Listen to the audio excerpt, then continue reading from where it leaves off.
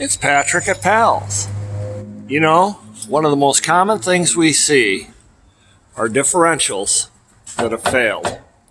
And the reason differentials fail is because people do not service them in a timely fashion. Differentials years ago were about twice the size of this differential. Consequently, the fluid lasted a lot longer. With fuel economy concerns, automakers lightened the load. They shrunk the differential. That puts more pressure on the fluid. You've got to maintain it, to the point that a lot of differentials now need to be serviced every 30,000 miles. This is a very expensive repair when they break. If you have a differential, and every rear-wheel drive car has got an independent rear differential, bring it to Pals. See you soon.